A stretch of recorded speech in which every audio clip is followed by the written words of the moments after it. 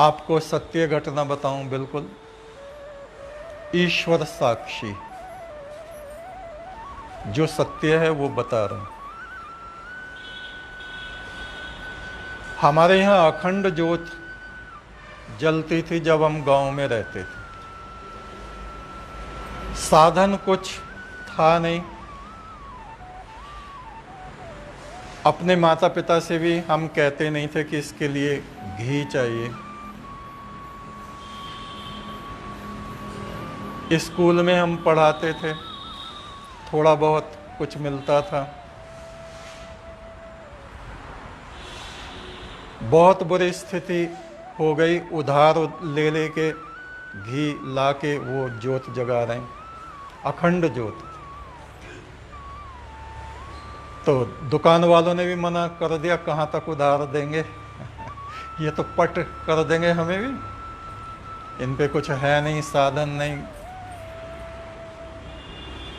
तो आप सच मानिए, जो मैं घटना बता रहा हूं ये पितृपक्ष चल रहा है। कहते हैं इस पितृपक्ष में परमात्मा के द्वार खुले रहते हैं उनके लिए जो सच बोलते हैं, जो जीवन में सत्य को धारण करते हैं। और हम लोगों का सत्य का व्रत है, कुछ लोगों का, सबका तो नहीं, कुछ का है।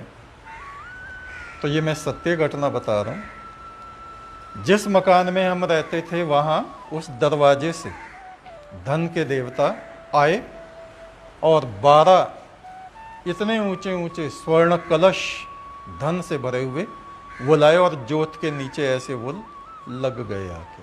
12 कलश धन के देवता। कहा लो अब तुम्हें कोई कमी नहीं रहेगी। ये बहुत अपार धन है। मैंने कहा प्रभु ये धन नहीं है, ये तो बबाल है, ये तो मृत्यु का दूसरा स्वरूप है, माया। माया च मृत्यु, माया और मृत्यु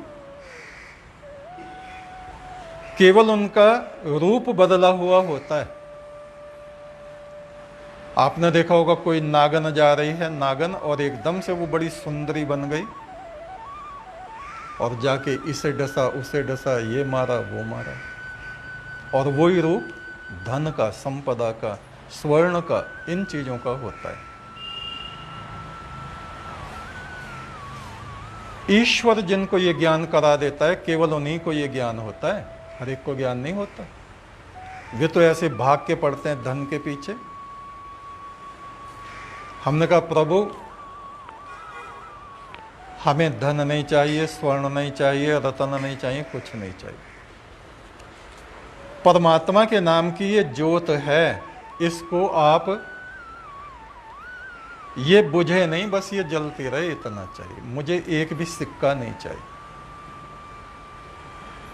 तो उन्होंने कहा तो गरीबों में बांट देना। मैंने कहा गरीब कौन है? गरीब कोई नहीं, हर आदमी लालची है। मनुष्य जाति में सब 60%, 100%, राजो महाराजों से लेके और जो जिसको रोटी नहीं भी मिल रही उस तक, सबके हृदय में लोभ, लालच, झूठ, कपट, स्वार्थ, मक्कारी, ये सारी चीजें। आप अपने धन को ले जाओ, चाहे इसको बांटो, चाहे अपने पास रखो, जो गरीब तुमको दुनिया में दिखाई दे उनको दे दो।